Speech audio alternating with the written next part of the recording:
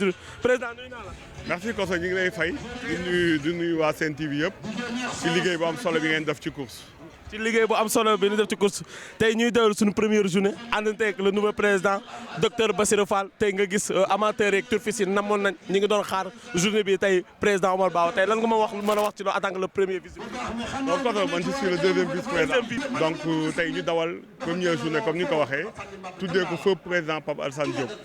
mi nga xamante ni suñu papa la woon suñu kilifa la woon def na lu nekk ci course hippique fii ci Sénégal donc nekkoon président du CNG génn àdduna at bu nekk ñu jagleel ko journée d'ouverture bi mu nekk une journée boo xam ni am na une réussite totale ñu am ci un sentiment de satisfaction et de fierté parce que course tey dafa wan ñëpp wan na ni que course bu noble la ñëpp civilisé ñëw toog jàpp seen jàmbur di féliciter le nouveau président du CNG en l'occurrence Amadou Bassirou Fall mi nga xamante ni ñaari ministre de la République yi muy ministre des sports ak ministre de l'élevage et de la souveraineté alimentaire moom lañ jël teg ko ci bopp course hippique yi muy un homme du sérail nekkoon directeur des équidés nekkoon chef du bureau du cheval créé fi à nationaux yi fi am yëpp ci Sénégal donc muy lu mu xam donc di ko dalal jàmm mu bokk ci ñun donc ñu ngi leen di sant di leen gërëm di ñaanal président Pape Alassane Diop di remercier son épouse maître Binta Thiam Diop ak délégation bi nga xam ne moom la fi yabal at mu nekk lii du gulet nii lay demee di tendre la main à l'état du Sénégal pour l'hippodrome national parce que tey jii dañoo ñëw mais gis nga hippodrome bi waa hippodrome municipal la ci municipalité bi lañ dépendre dañ ñëw fekk di toiture bi mooy charpente bi mais nee na dinañ ko defaraat donc di remercier itam le directeur général de la loterie nationale sénégalaise monsieur Toussaint Manga moom bi nga xamante ni recevoir nañu mardi bi ñu ñëwee jox ko suñuy doléance séance tenante ci la évacuer problème yi ñu am yëpp en l'occurrence mooy problème mu grand prix chef de l'État ci lañ jox pour ñu fay ko wax ñu que dinañu defal benn contrat de sponsoring annuel boo xamante ni ñun ak l'ONAS ñoo koy signé wax ni que tam hippodrome national bi ci grand projet bi la bokk ci 2026 bi parce que nee na loolu mënutul xaar ndax ñëpp am nañ stade Ablaye Wade football bi arena am na pour basket bi hippodrome arène nationale am na donc ñun rek ñoo ci dese donc di ko ci remercier di ko féliciter donc mi ngi noonu ñun daal ay acte de patriotisme la ñuy poser ndax lii dañ ciy jaamu yàlla rek ñu ci am ñëpp yéen xam ngeen kenn amu ci xaalis mais dañuy créer emploi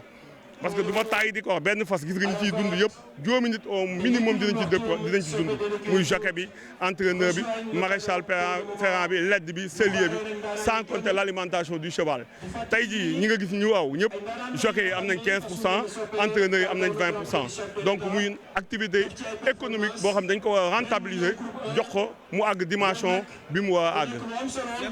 merci ñu ngi leen di féliciter tam parce que sans yéen la communication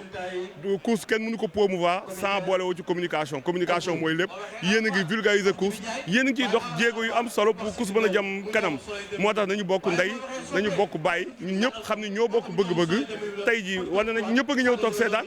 jàmm am ñëpp ñu xam ni que dara amul solo àdduna lépp dañu koy rafetal au passage itam di rendre un hommage au président sortant muy le président Mouhamadou Lamine Diop parce que quoi qu'on puisse dire def na fi ay jéego yu am solo ci course di ko féliciter parce que nul n'est éternel et puis àdduna moo doxee noonu waaw ku nekk da ngay dem sa moom ñëw ndax dafa remplacer ay nit tey ñu remplacer ko loolu amul benn problème man bi may en 2023 man maa démarré saison bi avec 2 journées yoo xam man maa ko demal après arrêté ñëw dindi ko nommé ko ñun ñëpp ñu toppaat ci ginnaawam nommé ma 3e vice-président mu toppaat ci ginnaawam liggéey tey jii tam loolu la ay ordre de préséance ak yooyu pour man amul solo waaw dañu dawal fas yi ñëw daf ay innovation de taille parce que ñu ngi dox ay jéego yu am solo ci sponsoring bi parce que course aussi mënul dem sans sponsoring mooy visibilité boobu yéen communication bi yaakaar nañ leen ci pour visibilité boobu pour mën a booster course yi mu mën a dem au devant de la scène nationale ñëpp xam ko parce que lu civilisé du comme ay lambar yi sport noble la tey gis nga ko dafa set ñëpp correct jàpp seen jàmbur l'état du Sénégal tam xam naa dinañ ñu jàppale dinañ ci dox ay jéego yu am solo merci beaucoup Koso. merci Babacar Mar merci président dégg nga kaddu yi nga xamante ni kaddu yu am solo la.